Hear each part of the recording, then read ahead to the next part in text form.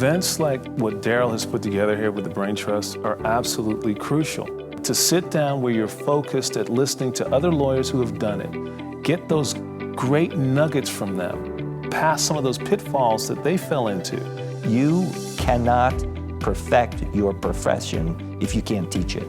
So teaching allows me to continuously mold and develop my skills. We need to elevate, we need to learn and grow, because running a big business is like riding a wild horse. If that horse keeps getting bigger and stronger, and the jockey can't ride the horse, you're gonna get kicked off. One of the main reasons for coming is the networking. The people that have come to the summit are some of what I consider Daryl's like 500 closest friends. He has an incredible network. Everybody knows Daryl in the personal injury space. And all I'm doing is I'm putting everybody together, and then we're feeding off each other. But I'd do this every day with my wife if I could. Yeah, it's a great legacy, but it makes me happy helping others. And then I'm getting the abundance. I'm getting all these great ideas. Learning and continuing to educate myself and getting better is one of the highest priorities that I set for myself. You have to be open to learning and being able to receive that information. So it's critical. That's why I come to conferences, because I want to learn. Nobody has this business figured out. And if somebody is complacent and think they know everything, you shy away from that person.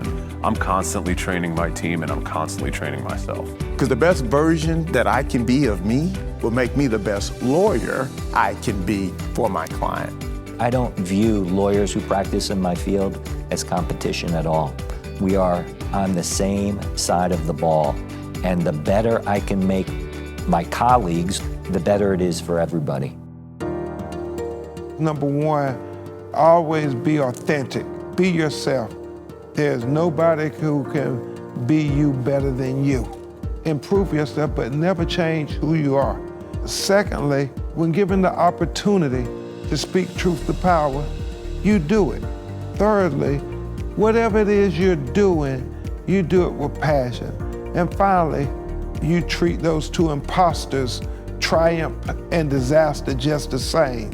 No, I did it because it was the right thing to do. And whether I'm gonna be crucified for it or celebrated for it, I will do it again. Whether it be a personal injury matter or a mass tort claim, you've got to know your clients. You've got to understand the facts. You've got to understand the circumstances. But probably most important, you've got to listen. And listen with clarity. What somebody is truly trying to articulate to you, you can then frame your argument based on those words. My clients entrust me to be their voice. And so I got to know them like I know myself.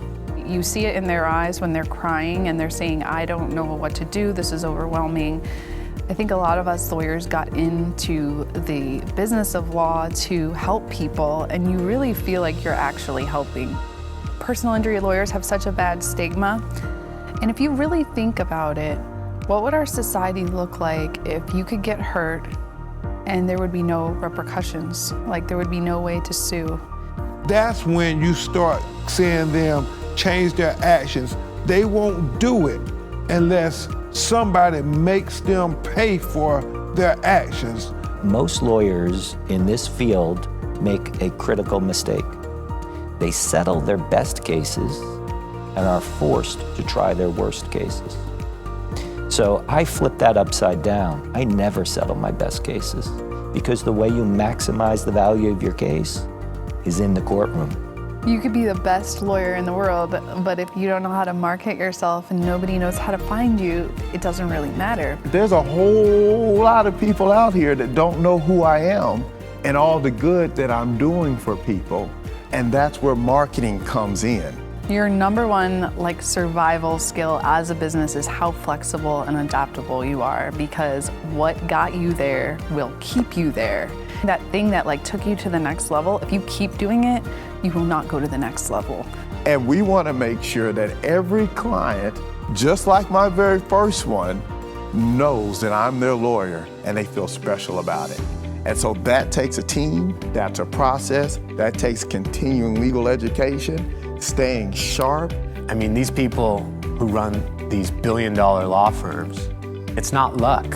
Being around these folks, listening to them speak, picking up little bits of knowledge, coming to Daryl's conference.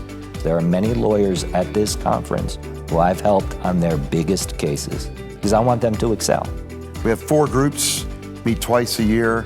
I don't know if there's a law firm that hadn't joined any of them and just gone up in sizes, sometimes doubled and tripled, and it's just amazing. It's almost like magic. So guess what? You have no excuses. You have none. You have resources like Daryl and others who are willing to help you. Don't make excuses. Make it happen.